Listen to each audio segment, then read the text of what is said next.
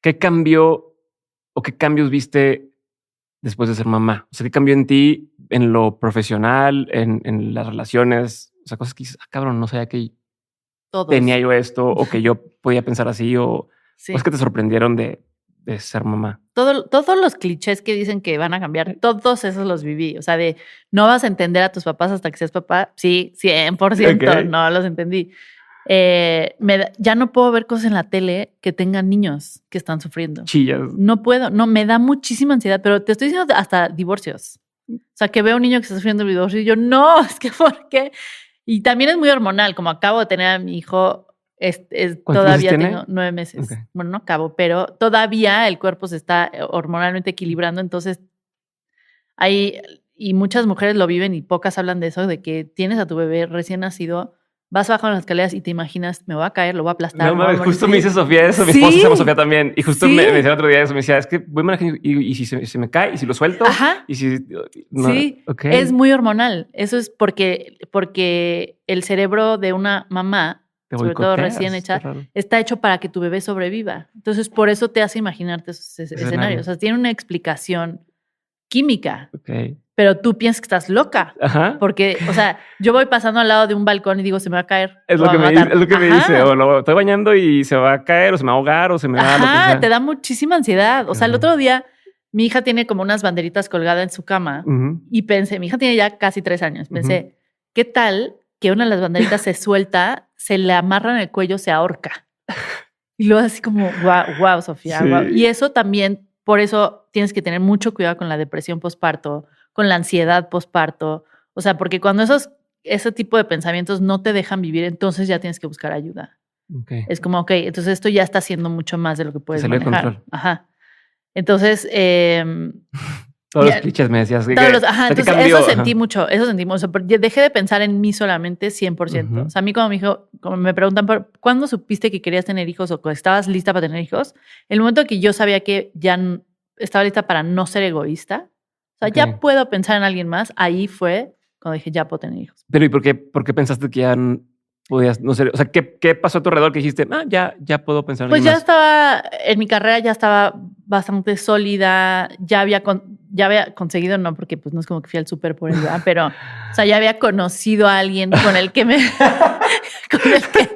lo había comprado. Es más, yo ni siquiera sabía si quería tener hijos o no. O sea, ya tuve que tener esa conversación con él antes de casarnos.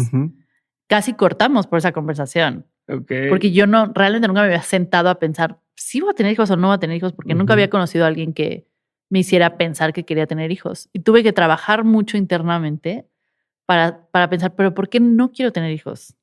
O sea, porque yo realmente no estaba segura. Yo estaba entre sí, chance no, y estaba más hacia el no. Y creo que te escuché hablar de eso con Saskia en un episodio. Ajá. Entonces sí fue como, híjole. Entonces trabajé en eso y dije, también hay culpa en esa decisión, ¿no? También hay culpas en decir no quiero, sí quiero, como que no tenía culpas. No, eso sí me valía más. Sí. O sea, en realidad eso de la sociedad ya me valía más. Ya se te había quitado hace tiempo. Sí, pero quería decir que no iba a estar con esta persona porque él sí quería tener hijos. Entonces, si yo decía no, iba a decir, pues, bye.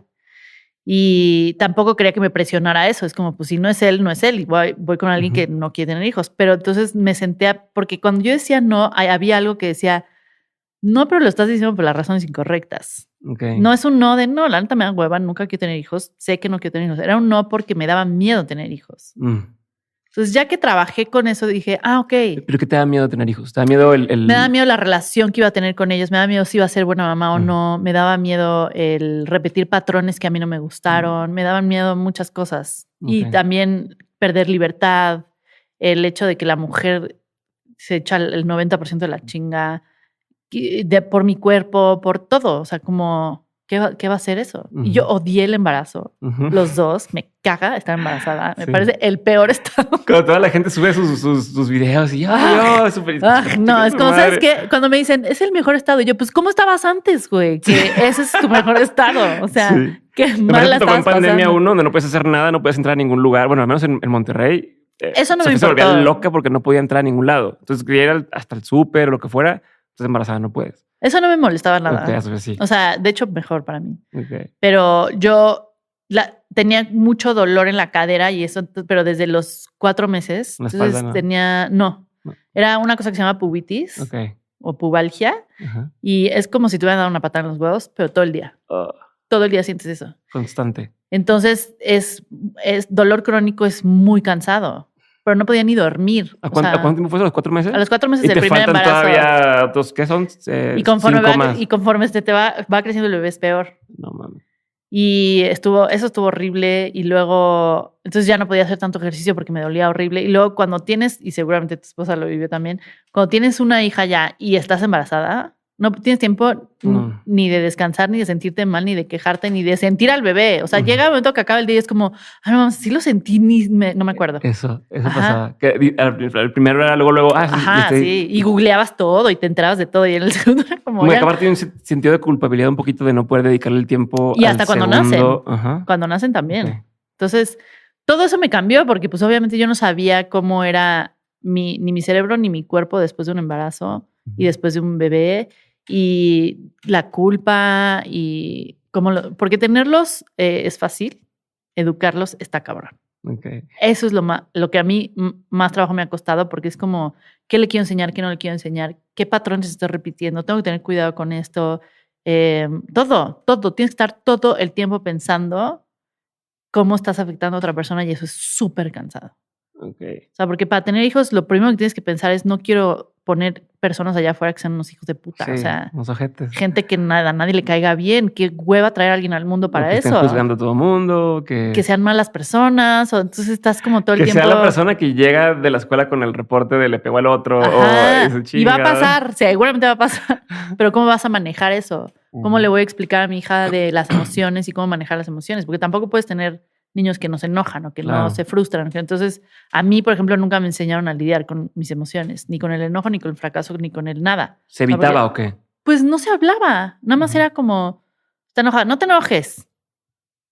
Y es como, ok, entonces no puedo sentir esto. Pero lo vas a sentir toda tu vida. Entonces, mejor enséñale. Eso se llama enojo y lo puedes manejar así. Y te pasa por esto. Entonces, yo lo que quiero enseñarle a mis hijos, darle esas herramientas. Entonces, siento que la manera en que he crecido, he trabajado y las decisiones que he tomado ayudan a que pueda traer a gente al mundo y dejarlo un poquito mejor, con personas que sean un poco más sensibles, más conscientes, más empáticas, que sepan también ellos, si quieren en algún momento tener hijos, pasar eso a otras generaciones. Entonces yo sí creo que mejorar la educación de generación en generación es lo mejor que puedes hacer teniendo hijos. Okay. Y si no estás listo para eso, o sea, si no te has trabajado, si nada más estás teniendo hijos por otras razones, pues es mejor no tener hijos.